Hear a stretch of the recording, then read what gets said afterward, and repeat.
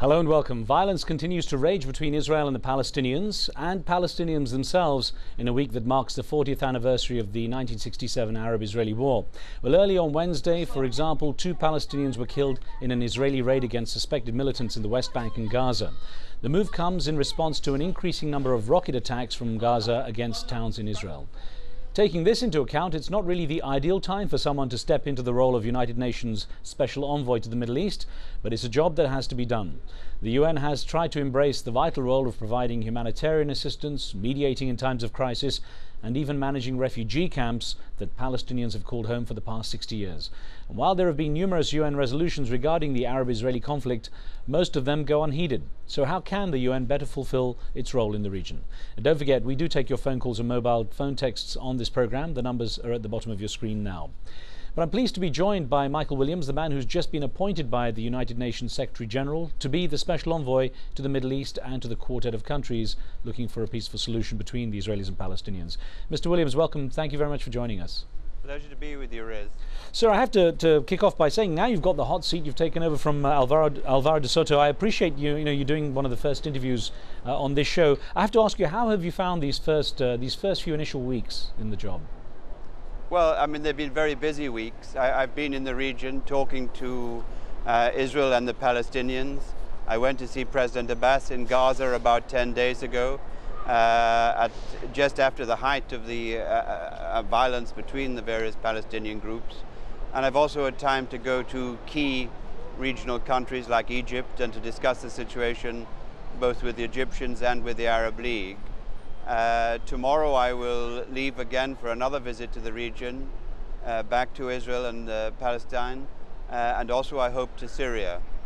Well, sir, we saw as you were talking there a video of you with Abu Mazen, Mahmoud Abbas, the Palestinian president. In recent days, you've said that you've been very troubled by the factional violence in Gaza, and I wonder how much impact do you think it's going to have on the way you can move forward with your plans for what might work in the region? Well, it's very troubling indeed. I mean, there are enough problems there. And I'm afraid to some extent the intra-Palestinian violence has taken away the moment of the 40th anniversary of the occupation of the West Bank and Gaza. It has sort of obfuscated the issue, if you like. I think it's imperative that Palestinians agree on a common platform and that stability is restored, that there's a durable ceasefire, and that then they can go forward to engage with the Israelis and the international community as a whole. Sir, you know, we had an email that came in from Stockholm in Sweden from Adolfo Talpalar, and Adolfo from Stockholm says, the United Nations is expected to do more, but what can faraway countries decide about such a local problem? The Israeli-Palestinian conflict is a bilateral one and should be solved by the parties themselves. Could I get your perspective on that, sir? Well, at its heart, of course, it is a bilateral problem, but it's a bilateral problem that, as we are all aware, that has existed for at least 40 years since the War of 1967, and in many ways going back a further 20 years beyond that to 48 and the establishment of the State of Israel. But I say that because I think it underlines the fact that on their own the parties are probably not going to crack this. I mean, this is one of the reasons why several years ago the quartet was established between the UN, the US, Russia and the EU. And this is not that different from other problems that I've been involved with in the past, the conflict in Northern Ireland, the wars in Bosnia and so on in the mid-90s. In all those conflicts, there's inevitably been a degree of outside internationalization of the issue and of a settlement with or without the UN. Sir, I appreciate you're also dealing with a lot of noise there outside the UN. I apologize for that and thank you for your patience. I'd like to read to you one more email we got here from Ontario in Canada, and Horst Klaus says, I don't think the UN has done enough in the Middle East, particularly not in the Israeli-Palestinian conflict, where Israeli occupation in the occupied areas has been in force for 40 years. The UN should call for severe boycotts against Israel unless they make drastic changes. Again, your perspective on that? Well, the UN does many things in the Middle East, and I'd point out that the UN has been present in the Middle East since the 1940s, since the beginning of this problem.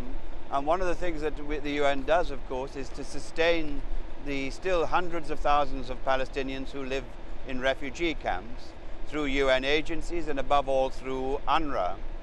And the question I think raised the prospect of a boycott of Israel. Well, we need Israel in order to solve this problem. They're a party to the conflict, and any such question of boycotts or reprimands for Israel, I think is not a way to go. I wonder, sir, how you might get around Israel's reluctance to have an international peacekeeping force mediate in a place like Gaza, for example. I know you've called for that, but in the past Israel has been reluctant. Do you think there might be a chance there might be movement now? Well, I think, you know, the present tragic situation in Gaza is raising for many people, including the Israelis, questions which would not have been raised even a few months ago. I didn't so much as recommend it as to say that it was one of the tools, if you like, in the international toolbox for dealing with crises like this. I think Israel has looked at the performance of the UN since the end of the war last summer with Hezbollah, the implementation of 1701, and I think that in many ways Israel is very satisfied with the way that the UN has been able to conduct itself in difficult situation in southern Lebanon. Now, whether that is a wider read across, I don't know, and I don't think we're anywhere near that at the moment. But issues like this are perhaps being discussed for the very first time. I do know that you were instrumental in getting that force in Lebanon to be effective and for there to be some agreement on both sides to implement that force. And I wonder, perhaps based on that, and you said there may be some positive attitude coming out of that with Israel, which countries might be best suited to that kind of peacekeeping force if it was to take place in somewhere like Gaza? Well, these are very early days, Riz, but any UN force, if it was a UN force, you know, in other conflicts there's been an international force which has not been UN, for example in Bosnia or in Kosovo, but any UN force would have to be multinational and would have to reflect the great wealth, if you like, of and variety of the international community. It couldn't just be European countries, it would have to include others, developing countries, Muslim countries, and so on. Well, sir, you know, we have a huge viewership, and many of them across the world do point fingers at the way the US has been involved in this. And one email that came from Wahed Mutaki in Toronto in Canada, Wahed says, the solution to the Palestinian-Israel problem is possible only if the United States becomes a, quote, true honest broker by changing its current attitude that, quote, Israel can do no wrong and that, quote, the Palestinians can do no right. Both sides must be forced with similar pressure to fulfill their obligations. I wonder if in any way that, you know, you see there may be a different kind of engagement perhaps during your term as Special Envoy. Well, I think the involvement of the United States is absolutely imperative. We know from history and recent history that in the final days of the Clinton administration, President Clinton was working diligently to try and get to a settlement, and I think that settlement was very near. Alas, it eluded us, and we've been saddled since, and above all the Israeli and the Palestinian people, with the consequences of the lack of agreement. But the US is engaged now. It's engaged through the quartet with its other partners, and I would agree with your questioner from Canada. I think you said that the US had to be part of has to be part of the solution to this. Well, sir, while we got you just for a couple more minutes, let me ask you, the issue of directly recognizing the Palestinian Unity Government has been a hot topic, and of course one of the key things is that the US and the UN has been reluctant on this front, and I wonder how much that's hurting efforts on the ground in terms of, for example, the payment of salaries, the provision of basic services. How much can you move forward while that unity government remains locked out? Well, I'm afraid I didn't catch all of your question, Riz, because of the background traffic noise now. I'm sorry, sir, yeah. But the UN, through the quartet, has been pushing very hard for the Israelis to pass on to the Palestinians the tax revenues that they've been holding. And there were a statement to this effect in the quartet communique that was issued in Berlin last week. And I'm hopeful that we will see some movement. I mean, without it, the Palestinians, like any authority in the world, need a revenue, and that revenue comes principally from taxation, and at the moment it's denied the Palestinians at great cost to the Palestinian people in terms of their suffering and so on, but actually I believe even at a cost to the Israelis. The issue of the wall, The Hague has ruled the wall illegal, and the UN also has resolutions against the wall or against such a kind of separation barrier. I wonder how long that can continue without some action being taken. Action in what respect, Riz? I'm sorry about the wall. Perhaps addressing the issue that the wall is considered illegal by The Hague and also contradicts some UN resolutions on separation of peoples. Well, the decision of the court in The Hague, of course, was an advisory opinion. Israel has a right to protect itself, but you know what causes great distress is the impact of the wall and the barrier on the Palestinian people, and the fact that in very many areas the wall or the barrier intrudes clearly away from the old Israeli borders and very much into Palestinian territory.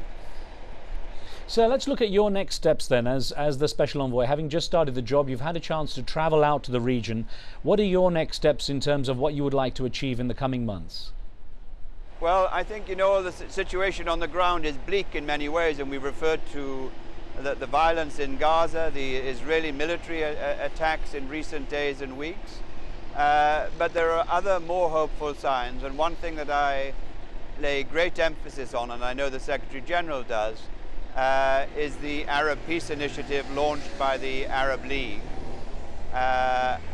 This is a very, very serious and substantial initiative, and is one which the quartet will discuss with the parties, the Israelis and the Palestinians, but also with the Arab League itself in Cairo on June 26. And I think even with the Israelis there's a real interest in this. Foreign Minister Livni discussed it with her Egyptian and Jordanian counterparts recently, and I think it's an indication that on the sort of macro level, if you like, there are some more promising signs, and we need to transform that into an impact on the local level. How might the situation in Iraq complicate your efforts as far as the Israeli-Palestinian situation?